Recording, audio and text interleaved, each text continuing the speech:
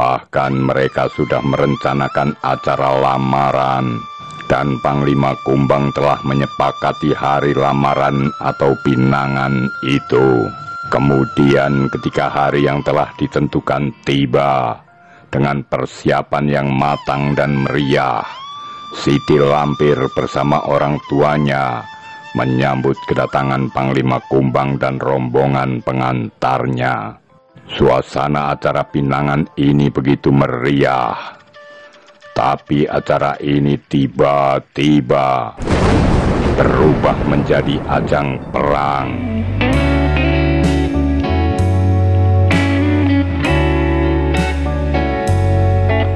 Misteri Gadis Lampir.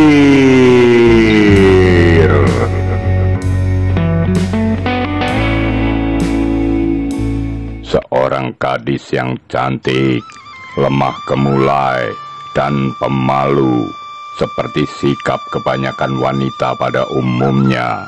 Gadis belia ini bernama Siti Lampir Maimunah. Dia merupakan seorang putri keturunan dari kerajaan yang besar di sekitar tahun 1832.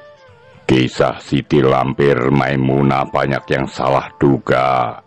Sesungguhnya dia bukan berasal dari Gunung Merapi di daerah istimewa Yogyakarta, melainkan berasal dari Gunung Marapi di Kabupaten Agam, Bukit Tinggi, Sumatera Barat. Siti Lampir sejak lahir dan hingga kini tumbuh menjadi gadis cantik yang banyak dikagumi oleh para pemuda. Bahkan ada pangeran dari beberapa kerajaan sempat melamarnya. Tapi dia menolaknya. Tidak ada seorang pemuda pun atau pangeran yang menarik perhatiannya. Melihat kenyataan itu, Ayahanda Raja heran dan bertanya-tanya, apakah Siti Lampir sudah punya pilihan hati atau mempunyai kekasih? Siti Lampir Maimunah. Ayahanda heran dan bahkan bingung. Kamu sekarang ini sudah tumbuh menjadi gadis, sudah cukup dewasa. Tentu inilah pula waktunya memasuki jenjang pernikahan. Tapi nyatanya, dari sekian banyak pemuda dan pangeran-pangeran kerajaan besar yang melamarmu, kamu tolak semua. Lalu maumu itu apa? Apa kamu sudah punya kekasih? Siti Lampir tidak menjawab. Dia hanya diam dan menggeleng.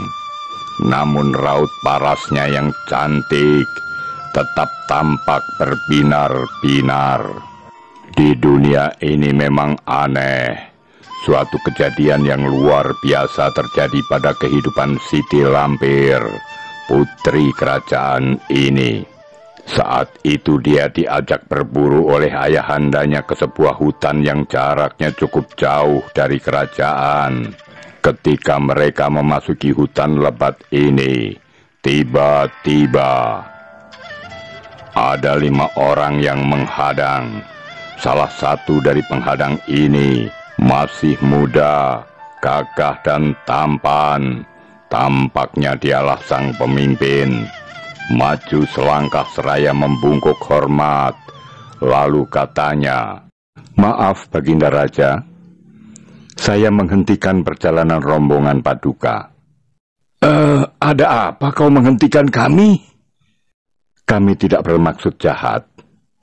Bolehkah saya mengetahui maksud Paduka memasuki wilayah hutan ini?"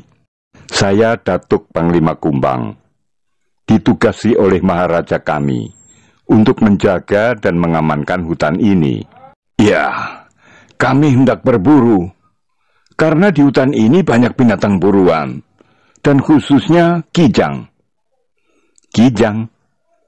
Memang kenapa? Apakah beda kijang di sini dengan buruan di hutan lain?" "Tentu beda. Kijang di sini rasa dagingnya beraroma wangi. Dan yang paling penting, putriku suka sekali dengan kijang hasil buruan dari hutan ini." "Oh, begitu. Baiklah, silahkan Baginda berburu. Oh ya, kebetulan putriku ikut rombongan ini. Lantas Baginda Raja memanggil Siti Lampir Maimunah untuk diperkenalkan. Entah daya tarik dari mana, mendadak saja gadis yang pemalu ini setengah berlari menghampiri Baginda, berdiri di sisinya. Lantas tanpa rasa canggung, dia berjabat tangan dengan pemuda gagah dan tampan yang bernama Datuk Panglima Kumbang. Dan ini adalah sebuah misteri. Nyatanya Siti Lampir Maimunah bisa juga kagum dan sangat tertarik dengan seorang pemuda, padahal dalam waktu yang sangat singkat. Dan itu adalah pertemuan yang pertama kalinya. Kendati yang pertama, namun mempunyai sejuta makna di hati Siti Lampir. Ternyata begitu pula perasaan pemuda itu. Dia begitu tertarik dan sangat menyukai Siti Lampir. Datuk Panglima Kumbang yang ikut pula berburu sesekali berbincang dengan Siti Lampir. Mereka sungguh nampak akrab dan serasi. Kejadian seperti inikah yang dinamakan jatuh cinta pada pandangan pertama. Secara diam-diam Siti Lampir dan Panglima Kumbang sudah beberapa kali mengadakan pertemuan rahasia.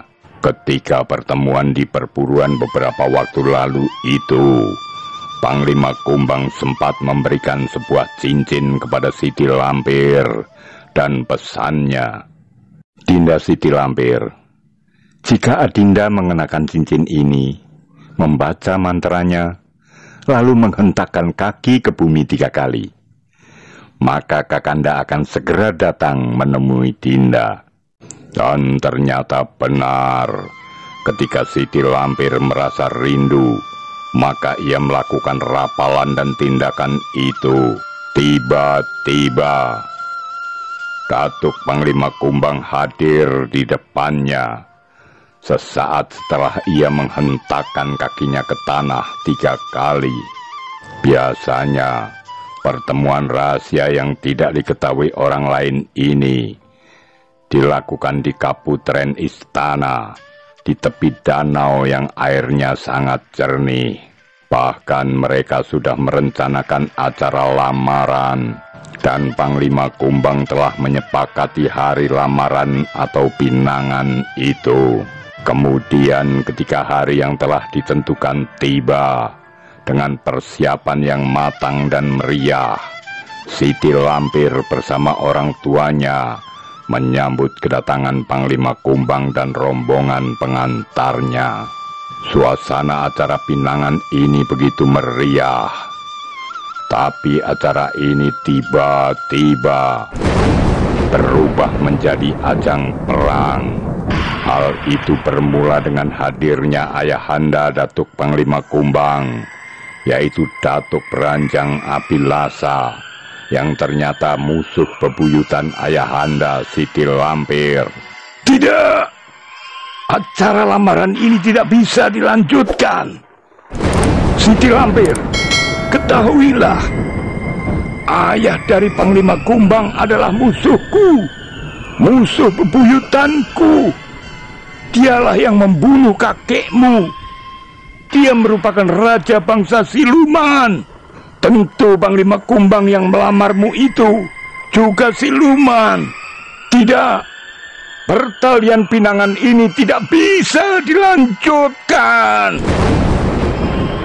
Merasa dihina dan direndahkan, Datuk Beranjang Abilasa marah besar. Maka pertarungan pun tak bisa dihindarkan. Datuk Beranjang Abilasa yang sakti mandraguna, setelah peperangan yang cukup seru, berhasil membunuh ayahanda Siti Lampir. Setelah menang perang, Datuk Beranjang Abilasa, Datuk Panglima Kumbang, dan rombongannya pergi begitu saja. Di sebuah sudut pendopo istana, Siti Lampir Maimunah tampak terpuruk. Ia menangis terseduh-seduh. Rasa kesedihan yang luar biasa kini merajam hati dan perasaannya. Tiba-tiba saja, setelah menangis beberapa waktu lamanya, akal sehatnya hilang. Ia bangkit perlahan, kakinya agak goyah, tapi ia memaksa berdiri. Rambutnya riap-riapan, berantakan, matanya nanar menatap sekeliling. Kemudian berteriak lantang, melengking nyaring. Sebuah lengkingan kesedihan hati nan hancur berkeping-keping. Selanjutnya ia beringsut setindak demi setindak, meninggalkan istananya. Dan ia pergi ke suatu tempat yang ia tidak tahu kemana arah tujuannya. Dan kisah-kisah misteri horor narasi Arteis akan tetap mengunjungi Anda. Sampai jumpa.